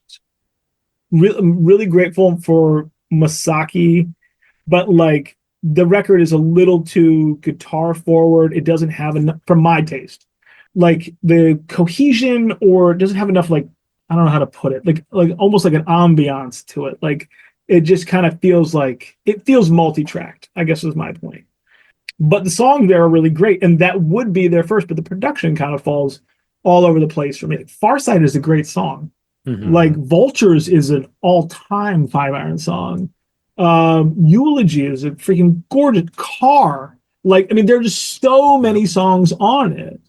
The only ones that dud on it is Plan B. And Pre-Ex-Girlfriend, if I'm being totally honest. But and You Can't Handle It. Which I love both of those. All the songs are good. All the songs are good. But like, it's those later ones that are like, okay, these start to feel more like the records that like they should be, but they're still falling short in some way. So like, whether it be lyrically with The End Is Near, or I think sonically with Electric Boogaloo, I think most people tend to think of Quantity's Job 1 as being the best release from the first part, but it is an EP. And half of it is like fart jokes. So it doesn't really get to be a part of the full length conversation, in my opinion. But what's on that? Of course, that's the whole joke, is that it's like a 40-minute EP. I always think of it as a full length, but it's not. You're right. Like, it can call itself an EP, but it is not an EP. It's too long to be an EP. I know this because I've tried to contextualize Me Without You records as EPs, like the Pale Horses Appendix, as an EP, and they're just like, no, it's not an EP. I'm sorry, it's too long. I was like, it's 8 tracks. What are you talking about? And they're like, yeah, it's like 5 minutes too long. I was like, well, I'm gonna call it I wasn't allowed to call it an EP on streaming because it's not technically an EP. By Is that why the appendix? All right, no, it's just called. I mean, that's just the name we came up with. Okay. I was inspired by Ockerville River, and I was like, we're gonna call it. We're gonna have a Black Sheep Boy appendix. We're gonna have a Pale Horses appendix, and that's gonna be what we do. But yeah, like the EP thing, it's not an EP, but it is. It is, because it's just like the whole bunch of extra material at the end of it. But do you guys have an opinion on best 5-iron records? I mean, for me, newest album ever is is probably my number Yeah, one. and that I'm with you on that. Like that's probably where it is. Like handbook to every new Yeah. day. Yep. Great songs Every day. all the way through it. Except for a couple things, Yep. it just never feels like it hit for me. It never sustains the good. energy of handbook all the way to every new day. Sure. And that to me, it was always clear to me, even as a child listening to it. Not to like do this point counterpoint. We're doing Crossfire. Yeah, I mean, we we're doing are. Crossfire. I mean, I was gonna say my favorite one is Proof for the Youth are Revolting, but that'd be a Right. cop out. Oh, we want to talk about that? Mm. We want to talk about that? Oh, I mean, I guess Oh we my are. God. I have so much to talk about with Five Iron. I love this band Yes. so much. Welcome to our 3-part series with Michael. I share the engine as the best take Oh, really? as well. So Yeah. I don't do best. I don't rank, right? Like that's not, I just Fair don't enough. enjoy the exercise in general. I And love that. I my love that. favorite 5 iron, which everyone will laugh at. It's like Layla or Yeah. Abigail. Well, Which but one? my favorite one is still Upbeats and Beatdowns because it was my introduction and it was For the sure. one. I was a junior in high school. It was 1997. I bought the CD. I wore out the liner notes. I listened to it on repeat. I was in like a small town on a dirt road in Missouri, so like my exposure was limited. So I just like listened so much to that album. And there's Oh, some killer God, yeah. songs like. Like Killer. it comes out of the gate and there's some really, really like all-time songs on it. So my favorite, bar none, still to this day, the most emotionally connected record is Upbeats and Beatdowns for me, and that will What's never your chat. favorite track? It's either When Zero Meets 15 or Old West for me. Like I just love those songs. Yeah. What do you Zero got? Meets 15 is probably the best track on that album. There are more fun songs. Like I think Beautiful Yes. America is a really fun song. That's a good one. I think Third World Think Tank is they never write a song like that again. Right. And it's so bombastic and fun and free. Like it's their loosest record. It's a strong record, though. I think It is. It absolutely. And everyone says this, and this is the Old West out of the gate is like it feels like a spit in the eye in some way. Like, or it just is like this is different. This is different. Like this And isn't safe. it's Like crazy this has that critical thinking. Like right, this is crazy that political. their opening track of their first album is a through line to 2025. Yeah. And I feel like there's very few bands that you could say that opening track of album one, their very first attempt at doing the thing, they kind of told you who they were. Yeah. And a lot has changed for the band, but the sentiments in that song are Yeah. not markedly different in 2025. 28 years later, 20 like who knows when they wrote it, but like released it 28 years ago. What they were saying in there is consistent through the entire history of the band, all the iterations of who they are as people, all the maturations. And I think it's resonant with those of us who like, I got that. I consumed that as a teenager, as a 16, 17-year-old. And I can still listen to that song as a 44-year-old and be like, yes, like the message is still current, right, and doesn't feel nostalgic in the sense that like it doesn't. It's not Audio Adrenaline, it's not the Newsboys, it's not some of those other bands that are like those feel of my 17-year-old self, but at 44, the reason I enjoy them is because of what I think about at that age. Right now, it brings me back, but I also feel the same way about what they're saying in the message. So I think everyone discards Upbeats and Beatdowns too quickly as like because of whatever the youthfulness, and they've matured in so many different ways. And because it's like 18 tracks long. Well, yeah, but there's so much meat there out of the gate that is like significant and has staying power. But I had never really thought about the best ever argument, and I posted an Instagram story of listening to Engine, and Jason from Unoriginal Vinyl like replied, my boy, and we got into a little back and forth, and he made the same argument of why it's the best record. So I assume he still believes that's their best record. I don't know if I'm outing him, but he did it in an Instagram direct message. But he kept making his points, and the more he made the points, I was like, a lot of it's what you said. It's tight. It punches hard. It's consistent. Like it's just a very concise, tight package that doesn't miss at any point. Yeah.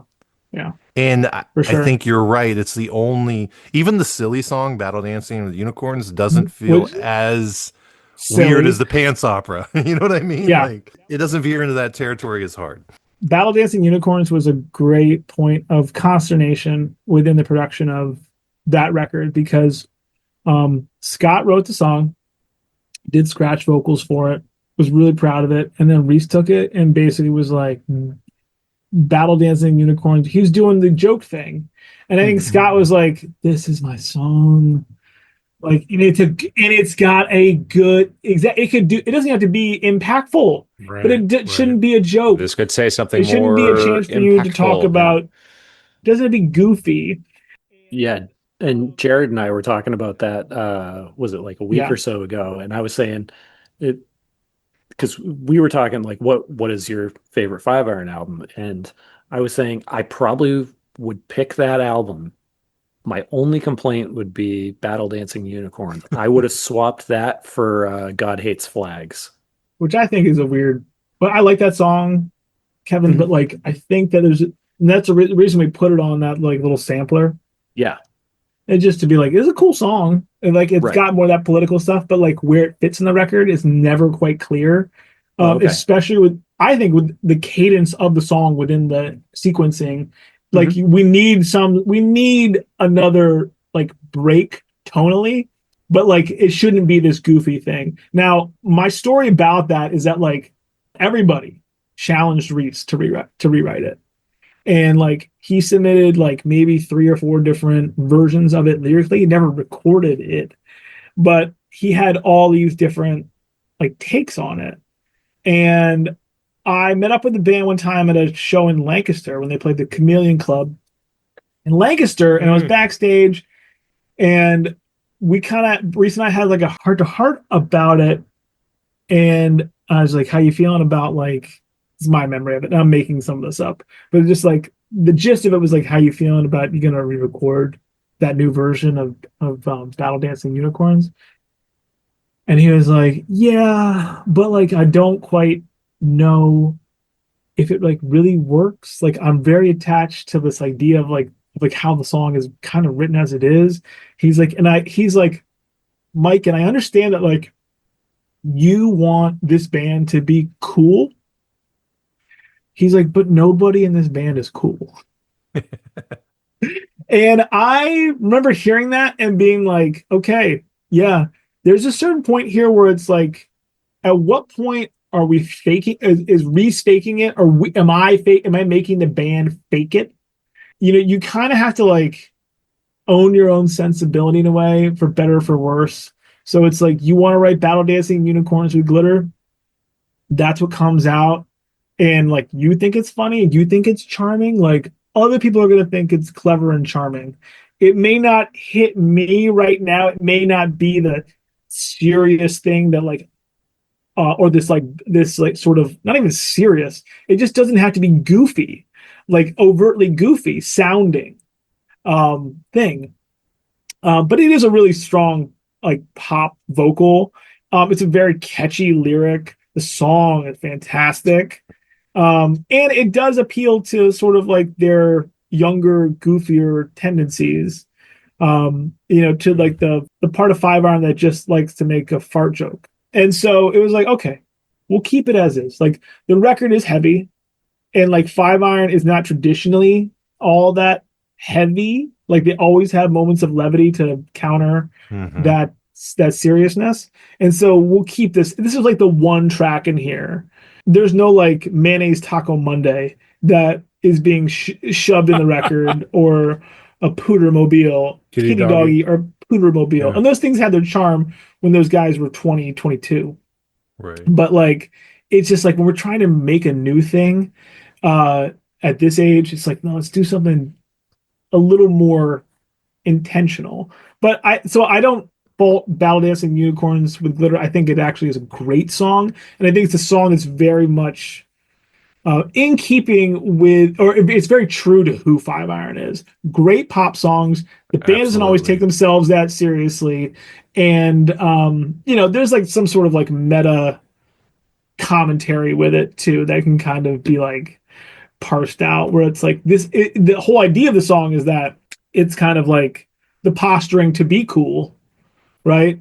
That's the way I always understood it. Maybe I'm wrong. Maybe you guys have heard it a different way. But I always thought it was like battle dancing unicorns with glitter is like these ironic twists and these like fantastical ideas flipped on their heads. This is what's cool now.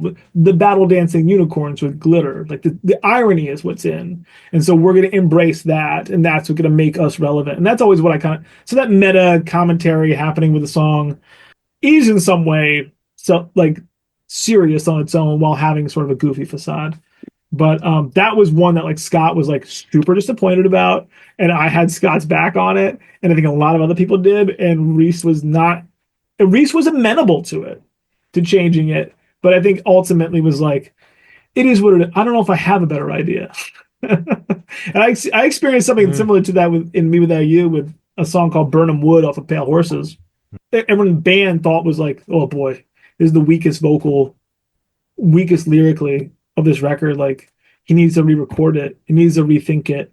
And Aaron Weiss was just like, this is kind of what's like the neural pathways have been set. Like, this is the song, for better or for worse. I don't have another song to go to put on the record. So like, this is what's in my head. I'm out of gas.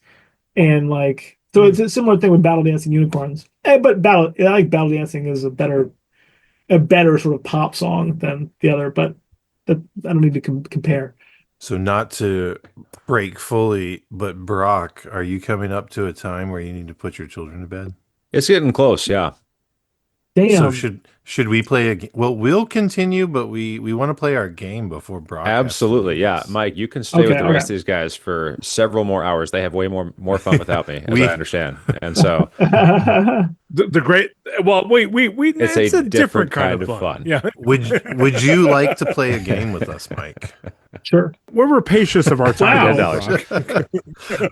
No one has used rapacious more times per hour than you this Than you. evening. you don't get a discount. You know, I was impressed by that word, and it's in my. You've already paid for it, so you got to get your use Well, out. listen. If you're going to continue to do things like that, Pete, you're going to find it to be a pretty pernicious habit. Oh, here we go. Come on! Yeah, All right. Pernicious and wicked. I am weed. going That's to my now favorite mute use of that word. I'm now going to mute my microphone so I can ask Google. It means it gets worse. It's something that gets worse over time. I'm sorry. I'm interfacing with perplexity. I think Mike and I are friends already. This is great. Amazing. Well done. One of the best beers made in the state of North Carolina is Wicked Weed's Pernicious IPA. Oh, And really? it's a callback to their name. So the name of the brewery is Wicked Weed because it was somebody from like medieval England who said the hop was a pernicious and wicked weed. Oh, Interesting. And so it was like a derision towards it. And so they named their brewery the Wicked Weed, and then their flagship IPA is Pernicious, which I think is a Pernicious, really good use of language right there. Yeah. So I was- Pernicious IPA. The only West one Coast. I know is about the rumor weed. W reference. The rumors are Callback. true, Done. Pete. That's all you need to know. So a game. We have a game for you, Mike. We change the game every week based on who we're talking to. But the basic outline is you can ask a question of each one of us to help you arrive at your decision. The game we'd like to play, since you have this strong professional background managing bands and tour managing bands, is unfortunately for you, you have an upcoming tour and you're looking at your crew on your Zoom screen. So, one, I'd be curious in your upcoming tour, select a band for you and us, this ragtag group of podcasters, to put on. So you can pick the band just for funsies, whatever you want to go with, and then give each one of us a job. So Kevin, Brock, Pete, and myself, we need to earn our keep and help get this thing going. You're tour managing, insert band here. That's step one. Yeah, And I feel then- like, by the way, just real quick, that's irrelevant. The band is irrelevant. Why? Well, I think picking that'd just be fun to see who you pick. Oh God. And then you can pick any. I mean, that could be a Yeah. side note. It's But I most have nothing to importantly, we've got to earn our day's wage. So me, Kevin, Brock, Pete need a job to do.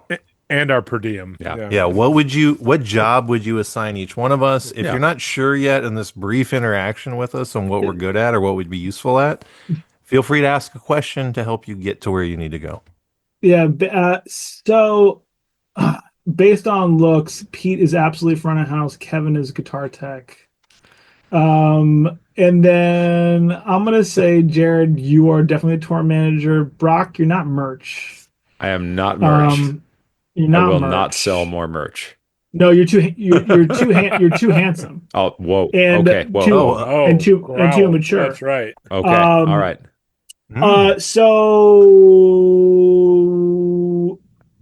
But that's ancillary to the main point, right? But you absolutely could also be you're a drum tech.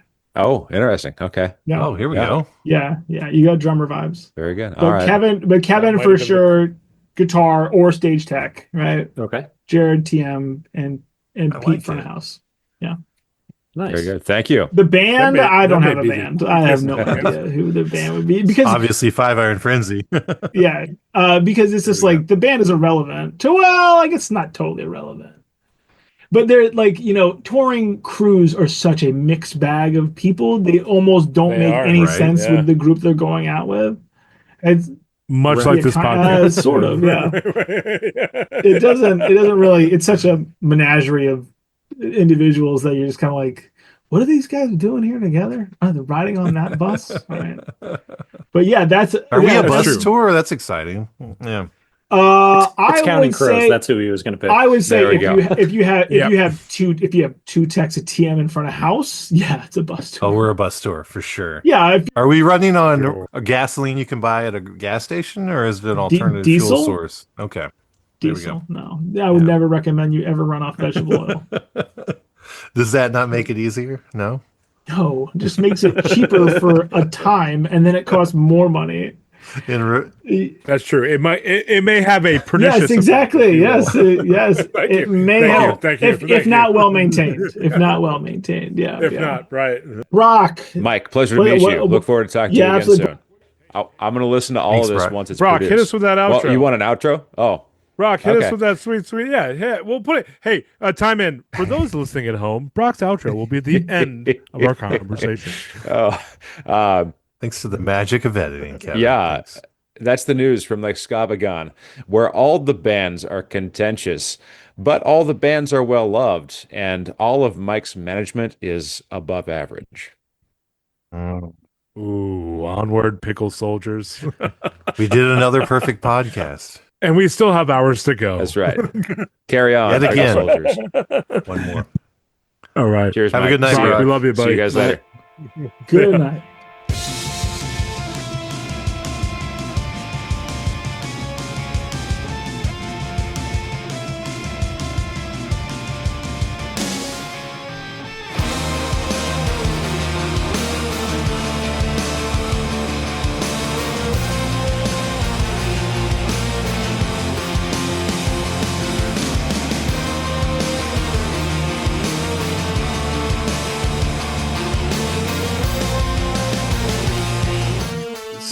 So Mike, And we're back. This is the Brockless pod that we do. So every your question. Tuesday. Oh, finally, we can actually let loose.